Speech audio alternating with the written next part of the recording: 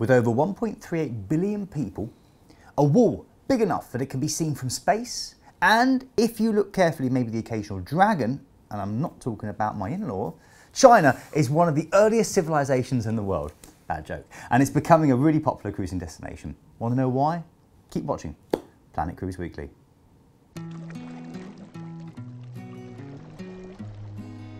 Well, hello and welcome to episode 67 of Planet Cruise Weekly. My name is Keith, and this, of course, is my old cruising buddy, Glenn Wallace. How are you, mate? I'm good, mate. Yeah, I'm very good.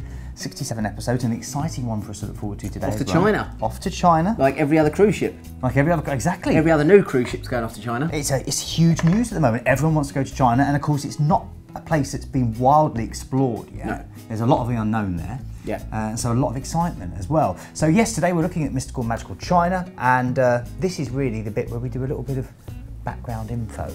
Now, as we mentioned at the start, China is a hugely populated area. An estimated 1.38 billion people currently reside there, and China is one of the world's oldest civilizations, with a political history that dates back as early as the Xia dynasty of 2070 BC. And that is old. Now, whenever we talk about the history of China, we have to mention the dynasties that formed and ruled it. Ironically, it was the first and shortest dynasty that we have the most to thank for. The Qin dynasty started in 221 BC or 221 BC and lasted just 16 years, but achieved so much, including the Great Wall, the Terracotta Warriors, and unifying China through a uniformed legal and financial system. Now, China's incredible history and landmarks are the main reason people are flocking to this underexplored cruising frontier. From the Great Wall to the Forbidden City, you won't be left twiddling your fingers on a cruise to China. Now, we're going to look closer at some of these landmarks later, and we'll try and cover as many of the port as we can, but there are so many out there, we'll just pick some of the highlights. But if you'd like more information of Chinese cruise ports, then just click the link here, and that will take you straight through to our website. So the first thing we hear you all shout at the computer screen is... When's the best time to go to China? How did you know? How did you know that was? Because it's written on the auto. Very good point, okay. Well, the best time, Glenn, and everyone else, if anyone else is watching, to visit China is, well, particularly if you're not partial to heat, then we wouldn't recommend visiting China during the summer months of July and August, where it gets very, very warm, very, very humid. So the best time really is September onwards. That's when it starts to cool down and you're out of the rainy season properly as well. And one of the best times to visit actually is autumn through into late spring. Now, in any case, whenever you go, be prepared for warm, humid temperatures and pack accordingly. So that's a little bit about the history. We didn't go into too much detail and bore you too long, but now we're going to go into some of the highlight ports of call that you can visit in this part of the world. And there's so many to choose on, we've just picked some of our favourites. Now we're going to start with an area of China that has had more of its fair share of invaders over the years. Most notably, of course, us, the British. We are, of course, talking about Hong Kong, or is officially known as of Hong Kong Special Administrative Region of the People's Republic of China. Say that again. That's nice and easy to say. That went on for a bit. What? 3 times in a row. Hong Kong Special Administrative Religion of the People's Republic of China. Yeah, but that's a bit of a mouthful, so today I think we're just going to stick with Hong Kong itself.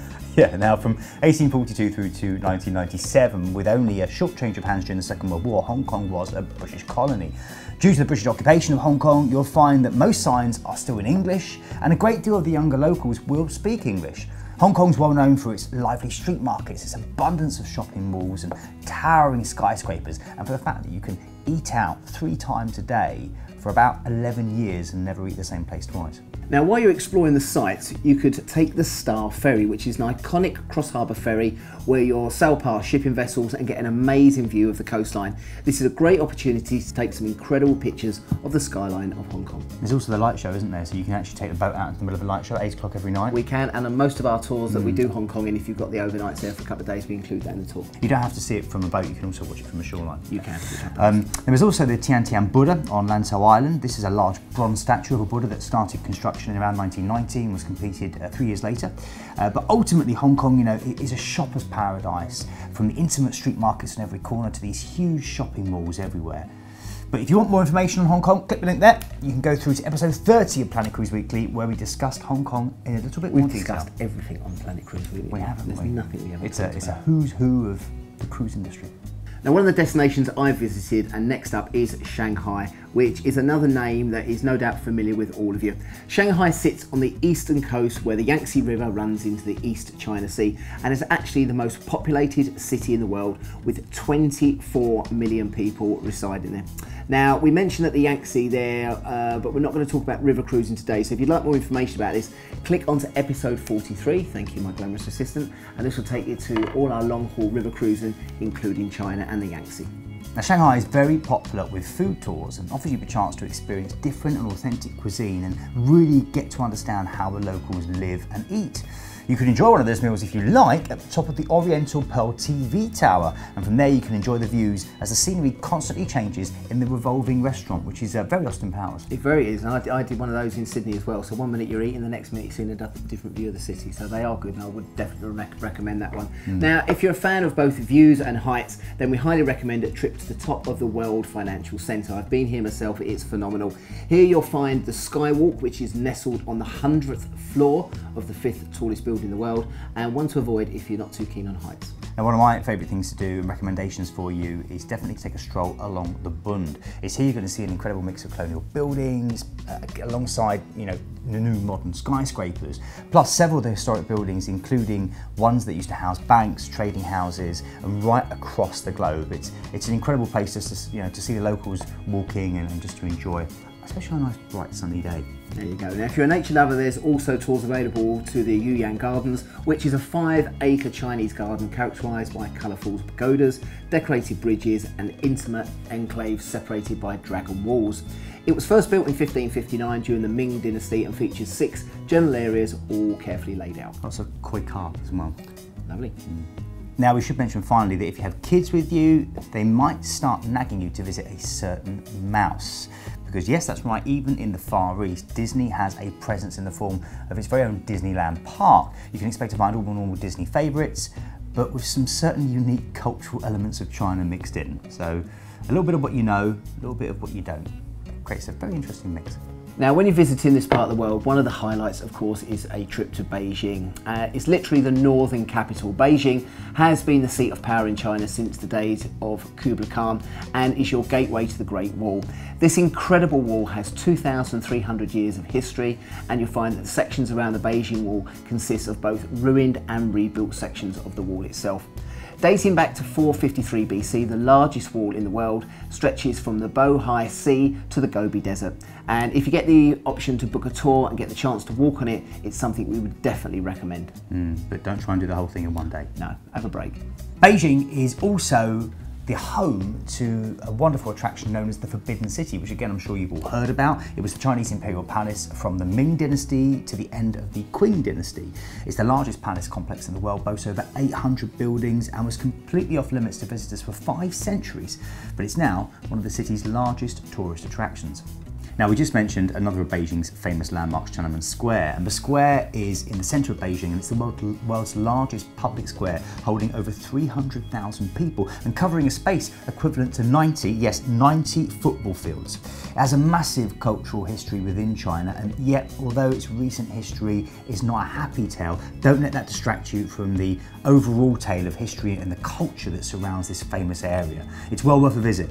And other areas of note here include the Summer Palace, which, despite its name, is actually the best preserved imperial garden in the world and the longest and largest of its kind in modern China. Now, of course, we can't mention Beijing without mentioning food, and by food we mean the Beijing roast duck. This incredible roast duck is the epitome of Beijing cuisine and is also one of the 8 most popular Chinese dishes. It is so popular, in fact, that it usually forms the flagship dish for any restaurant in this particular area. Now, the only other thing to mention about things to see and do in Beijing is, of course, the Terracotta Warriors. Now, it does require a train or flight inland to Chiang, and therefore it's not always offered as a day tour by all the cruise lines, but it can be done in a day as long as you're willing to fly, and it will be a super long day. So if you really want to enjoy this option, we would recommend doing a 2 to 3 night stay in Beijing or Chiang, either pre or post cruise, so that you can take your time and really enjoy this 7,000 life-size pottery soldiers, horses, chariots, and even weapons that are on display. Next up, we have Ximen. and it's split into 6 different districts with a population of 3.5 million and was ranked as China's most romantic leisure city in 2011. In fact, the slow-paced lifestyle makes it a wonderful place to relax during your holiday. Now you'll be able to visit the Guangzhou Island, which can be accessed by a ferry from the main terminal in Xiamen. And here, one of the best areas to visit is the Crag of Sunlight Scenic Area. And although it doesn't actually sound particularly nice, it's actually composed of Sunlight Rock and Quinn Gardens. And you can get a cable car from the Quinn Gardens to the top of Sunlight Rock, which is the highest point on the island, and you'll be rewarded with some absolutely incredible views. Now you can also visit Shuzhang Gardens, which was first built in 1931 on the south side of the island. The garden was once a private villa and became open to the public in 1955. The garden features 3 main techniques to create a spectacular effect of infinite space. The 2 must-see areas here are the Kangay, the Garden of Hide in the Sea, and the Bushang, the Garden of Adding Hills. It's all very, very poetic, and we've probably pronounced it very wrong. Now, if you're up for a walk, then head down to the Guangzhou Road. Oh, really? What's it called? Yeah, Guangzhou, I think. When he in Star Wars? Yeah, I think so, yeah, main character. A coastal road that takes in many of the island's main sites. It has options for walking as well as driving and will offer incredible views of the coast, popular beaches and some of the seaside highlights such as beach bars, souvenir shops, pavilions and water sports rental companies, because we all need a bit of jet skiing in our lives, don't we? We do. But our next port is Dalian, which is known as the Northern Pearl and sits on the northeast coast of China at the tip of the Lingdong Peninsula. Now in 2007 it was named as one of the most popular tourist cities in China, and if you're a football fan then you're going to fit right in here. Almost everyone in Dalian loves football and their home team has won the league 8 times since 1994. However, if you prefer nature to kicking a ball, then around Dalian you could be the place for you. There are spectacular sights to go and see. What are they called? The Dalian Rovers or Dalian FC or Dalian Wanderers? Dalian Football Club.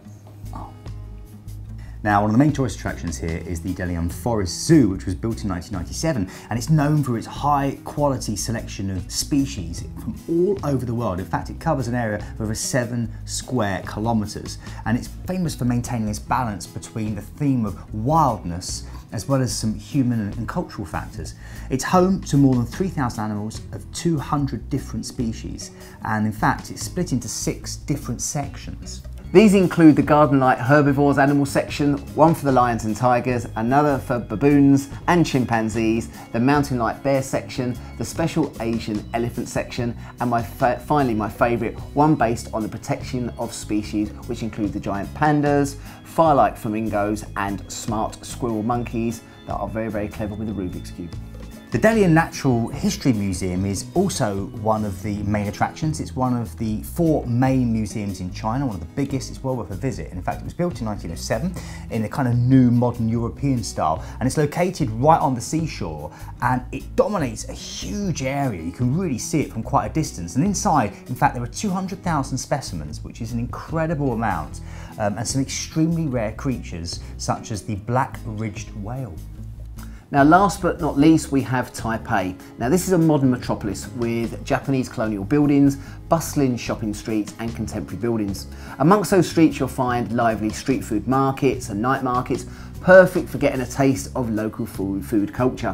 One of the best is Tongha night market, where not only you'll find food but everything from lamps and jewellery through to underwear and peace pipes. Sounds like a good night. Now, one of the other main sites you'll see in Taipei, apart from Glenn doing his underwear shopping, is Taipei 101. Now, until 2011, Taipei 101 was actually the world's tallest building, and you can see why. It towers over the city. It's 508 meters tall, and the tower is designed to resemble a gigantic stalk of bamboo.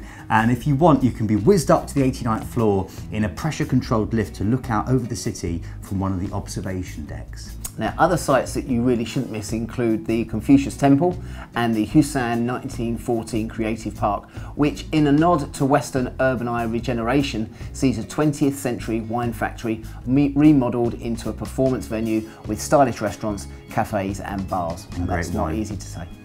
However, you really must see the National Palace Museum, which is home to the world's largest collection of Chinese art. The collection spans China's history and includes everything from rare books, paintings, calligraphy, bronzes, weapons, and Ming and Qing dynasty carvings. What's more, the museum even offers free guided tours in English at 10 AM and 3 PM. Just make sure you book online. Well, hopefully that's a help in giving you a bit more understanding about cruising around China. It's a great place to go. A lot of the new cruise ships that are being built are going straight out to China because the market's developing so much. Remember, you'll need a Chinese visa, so again, the team here can advise on that as well for you. But again, go and visit it. Some brilliant places to and you know, get in touch and let us know how you get on. Let us know, you know, do you want to go to China? Have you been to China? And if you do go and cruise China, particularly as a result maybe watching this, tell us how it went. We do love to hear your feedback and get your comments. If people do want to get in touch, Glenn, what do they do? A number of ways of doing it. hello@planetcruise.co.uk. You can check us out on Facebook, on Twitter. Make sure you download us and check us out on YouTube and subscribe to the channel. It's free, and you've got all other 66 episodes on there if you can't sleep at night time. And then the other way is go to our website. We've got all the cruises on there, loads of links as well. And if you've still got no idea, then give us a call in the office. That's what we're here for. And to the people that have got in touch throughout the last week, thank you very much. Once again, we've picked 2 out of all the comments. They were both actually about the filming we did literally in the last few days on board Meraviglia. So the first one was Tierra Reyes, who we think is Italian because she's commented spettaculo, which I think is maybe Italian for spectacular. Possibly. You know, but again, you know, Diarra, if you can understand English and you can understand what we're saying now, then get in touch and let us know. Yeah. But also Emma Cruises got in touch and said, incredible, I've seen so many pictures of this, but pictures don't do it justice. I can't wait to see it in real life in December. And of course, this is referring to the MSC's Meraviglia, one of their new ships, and it's got this incredible Galleria, which is this huge LED ceiling which stretches right down the length of the ship, right over the shopping arcade, and it's absolutely incredible. And if you want to see what that looks like, then have a look at this quick video here. It'll give you a wonderful idea. It's like nothing I've ever seen. It's amazing how much cruise technology is moving on at such a rapid pace. Robot bars and now LED ceilings. Well, thanks very much for watching. From Glenn and Keith, thank you, and we'll see you soon. Cheers, guys.